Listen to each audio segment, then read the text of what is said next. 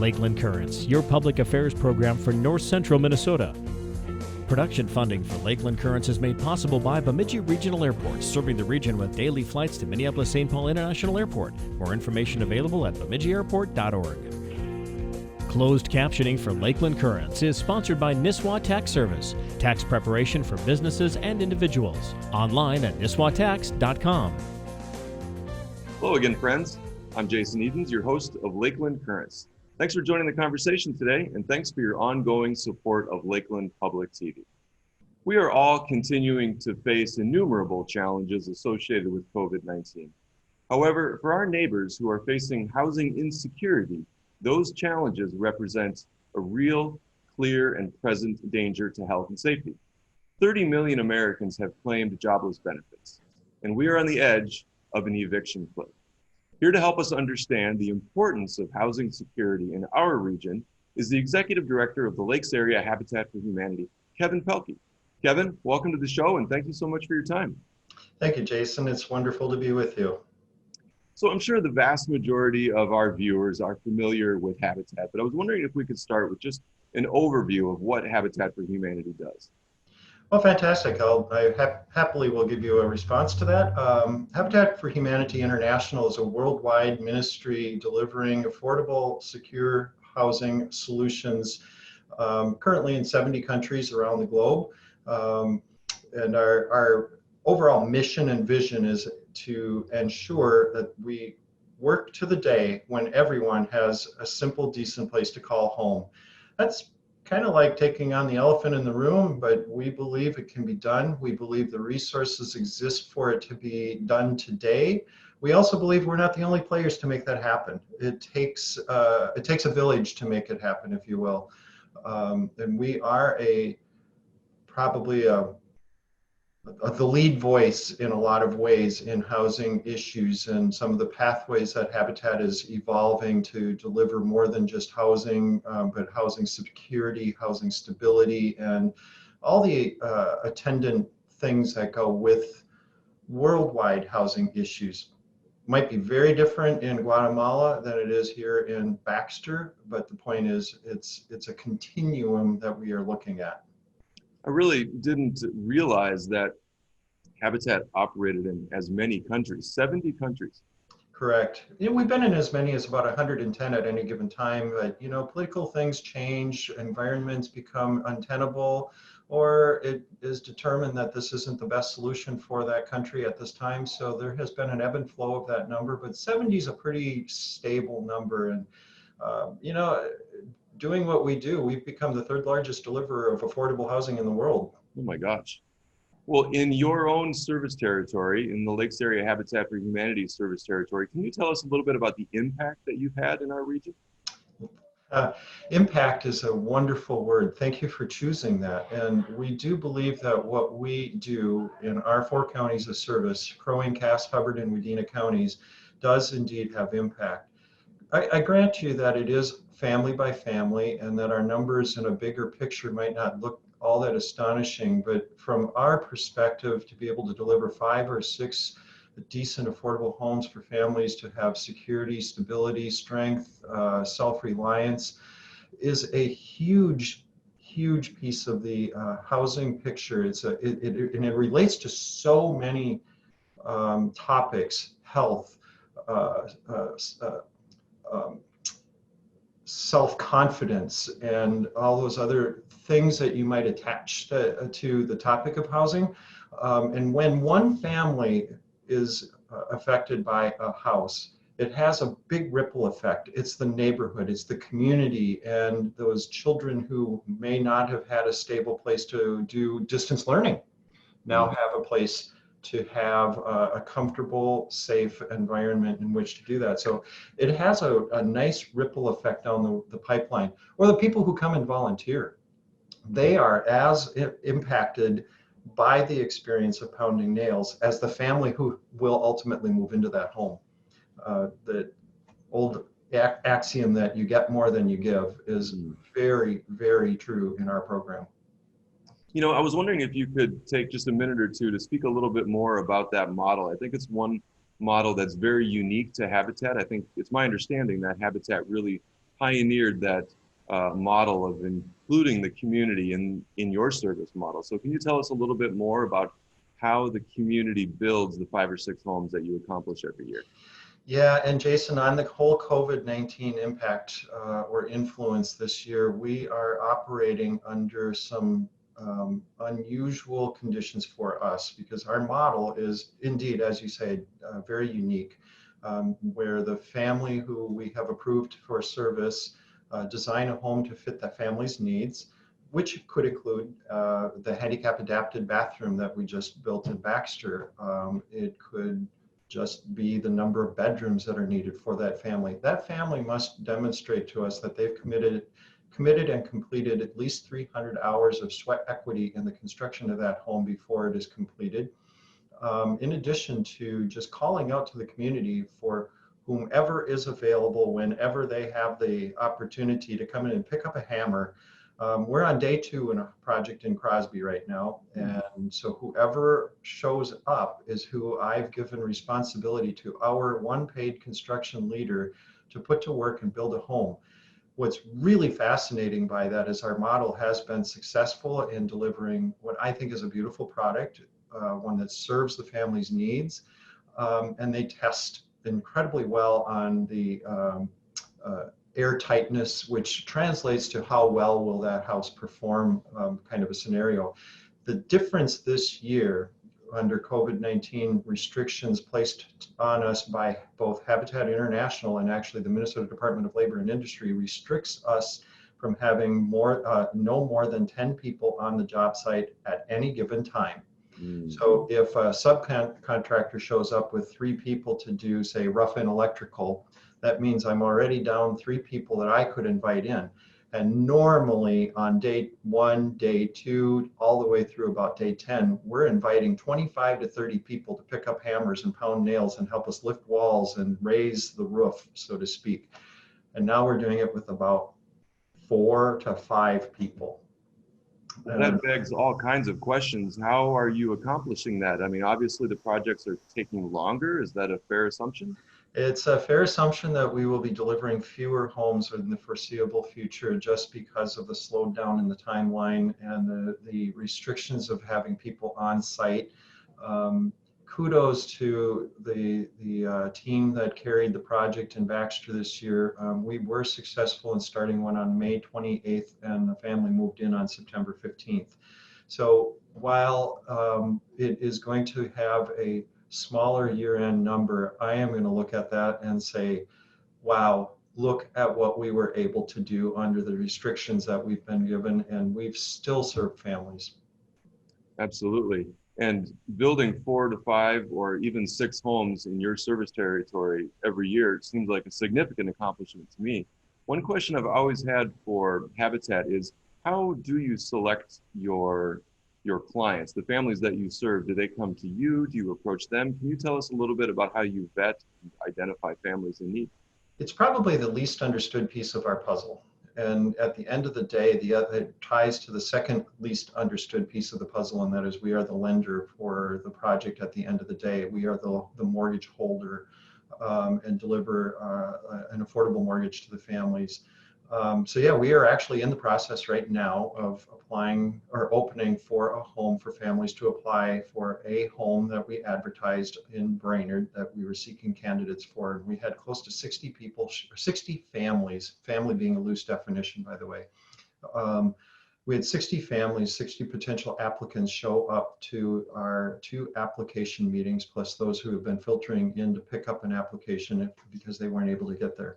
So let's just make an assumption that half of the families won't turn in an application. It's a big assumption, right? Mm-hmm. And even if we made an assumption that half of those candidates who do turn in an application for one reason or another don't fit our program right now, that still could leave us with 15 families under that 60 family application pool for our family selection committee, a team of volunteers who then scour that application. They meet with the families, they determine if they meet our criterion, and then they have to make the brutally difficult decision of those 15 qualifiable families, who is the one family that we can offer the opportunity to this time and encourage those who we couldn't say yes to try again. It's the hardest work of our entire organization, is that screening filter to the final candidates to be recommended for approval. I have a great deal of admiration for those who do this work. It is something that's truly, truly gut-wrenching at the end of the day, because you want to say yes to all 15 of those, or all qualified families, when indeed our capacity just doesn't allow us to. See where that would definitely be a gut-wrenching decision. Well, you actually just answered one of my next questions, which was whether or not Habitat does hold the mortgage on behalf of your clients. And I really want to have a conversation today about some of the housing insecurity that a lot of our fellow Americans are facing or will be facing. So I wanted to ask you about Habitat's policy regarding forbearance in these challenging times. For those families that you serve, or maybe some of your fellow affiliates serve, for those families that are experiencing economic challenges on account of COVID, are you offering forbearance? And if so, how long can Habitat sustain that? Well, that's a really big question, Jason. It gets to so many other topics, as I think you said so well. This is about housing security. And we here in Habitat World, we here in particular in Lakes Area Habitat, have always offered forbearances. It's our objective to make families successful, or to lift them up to success, and we will work with them to the nth degree to prevent that ultimate consequence of foreclosure, and to the point of having many months of forbearance that we will push to the end of the mortgage. It's a little different from most forbearances, where forbearance is not forgiveness, and it's just a delay, a deferment of time, and that when that forbearance period comes, there's a balloon payment often due.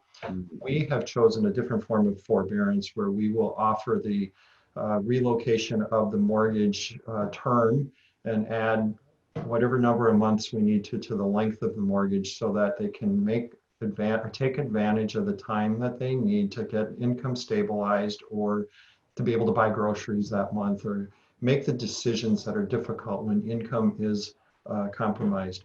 We do have a looming crisis. There are somewhere close to 29 million Americans who are facing an eviction or a foreclosure notice come the end of this fiscal year, or this calendar year.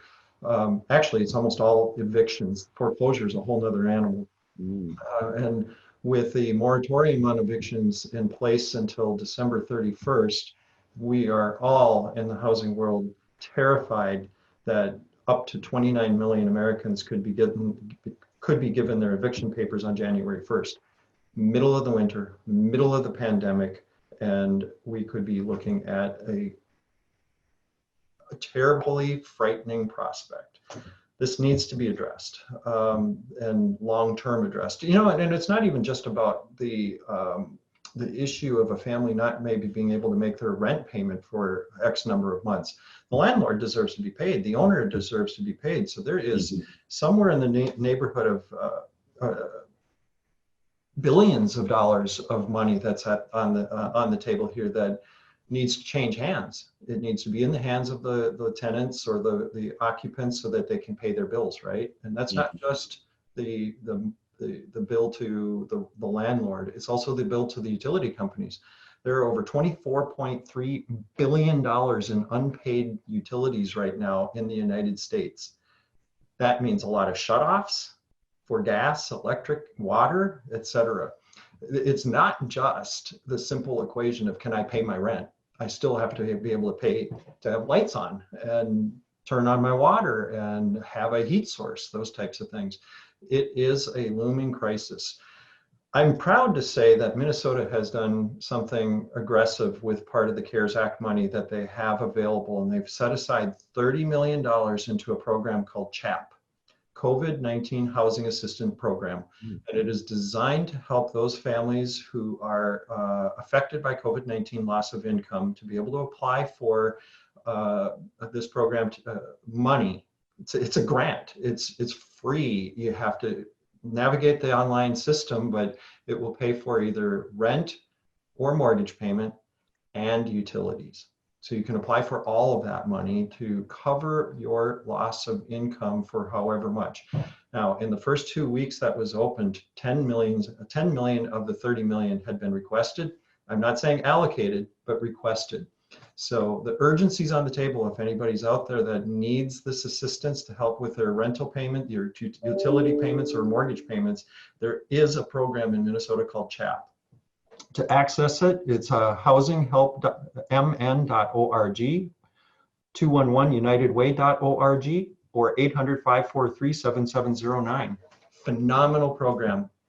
And you can see that link at the bottom of the screen. So I really appreciate you sharing that, Kevin. And it's that looming crisis that I really wanted to explore with you. Of course, not only are you the executive director of the Lakes Area Habitat for Humanity, but you're widely considered a housing security champion and expert. And so I kind of wanted to zoom out and talk about that looming crisis. So you mentioned 29 million Americans. I've read in preparation for our conversation a figure as high as 43 million Americans are facing eviction by year end. So my question for you is, not necessarily as the director of Lakes Area Habitat for Humanity, but I'm curious, what do you think the short-term solution is? We have this program here in Minnesota, CHAP, and that's going to provide a lot of security and reassurance for Minnesota families. But what's the short-term solution on a national scale, in your opinion? Well, to me, the simple solution is it's all about dollars. That money does need to be in the hands of those who need it, so it can be transferred to the people that are owed that money, right?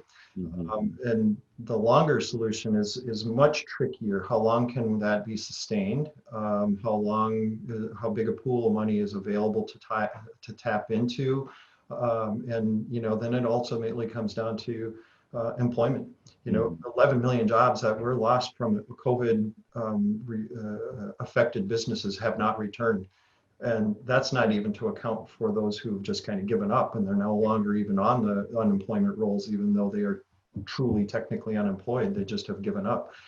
I do think it comes down to there has to be a pool of money. Mm-hmm. There just has to be a pool of money to be granted to, and I'm using that term very carefully, granted to those who need it so they can transfer it to the people they owe.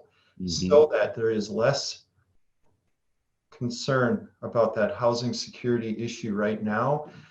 I have talked to many people who are terrified about everything right now, but the biggest terrifying thing they have is, will I have a place to live come January 1st? And what if I don't? It ties to unemployment. It ties to, is there a way forward to gain employment income instead of having pools of money to draw on? But the bottom line is there are millions of people who fit the profile of would love to work, show me the work, and that can help me pay my bills. And if not that, then Jason, it's about having a pool of money to tap into as a grant source to transfer to the people that need it so they can give it to the people they owe. Whether it's 29 million or 43 million, that's literally an unprecedented number, right? Something our nation has never experienced. You're in the affordable housing trenches each and every day. Do you think that this eviction cliff that we're facing is adequately on the societal radar? I think it's a silent crisis that isn't getting attention, and there's a lot of noise in the country right now, and there are hot topics that reach the top of everybody's minds, and they rightfully do deserve that. But the topic that isn't getting the attention that I think has a very present need and impact for 29 to 43 million people. I just can't even conceive of the concept of people who could be facing that eviction in the middle of the winter with nowhere to go. If we are told to socially distance ourselves and live responsibly, and yet if the option that you are being guided towards because you've got an eviction is a housing shelter, there's a maximum capacity they ought to be living in, and there will not be space. Mm-hmm. There wouldn't be space for that number of people right now, period. We have a horrible lack of transitional housing available in the country, and an absence of it here. Well, that's a very sobering statistic that you've shared. And of course, it's not just a housing issue, right? Because housing is a social determinant of health. So I want to ask you, where does housing end and healthcare begin? Right? There's a Yeah. very concrete connection between the two. So without housing, families, of course, are vulnerable to a wide variety of health consequences. Can you share your thoughts on that? Well, it is a fascinating question, and the Harvard Joint Center for Housing, along with the Wilder Foundation, independently have done tons of research on the influence of housing, stable, affordable, secure housing for families. And they were the Wilder Foundation did it specifically in reference to Habitat home owners. The Harvard study was a broad housing study, and they said that stable, secure, affordable housing doesn't just impact the family's ability to live, it has an immediate impact on health quality, because it's typically also addressing air quality in that home, et cetera, those types of things. It improves academic performance within children of homes that are stable, secure. It has been demonstrated that those who are able to find stable, secure, and affordable housing, that the dependency on external resources, if you think about these support sources that we are talking about, SNAP or medical assistance and those type of things, there is a significant reduction in the access of those programs by people who are in stable, secure, affordable housing. So the data is there to support the fact that housing isn't just about where you live, it's about the quality of health. It influences, as we were just saying, medical, education, access to public assistance programs, and the list goes on, but those are the three easy ones to kind of capture in a person's mind. I'm curious, has Habitat ever evicted a family in the state of Minnesota? Is that a risk for Habitat family?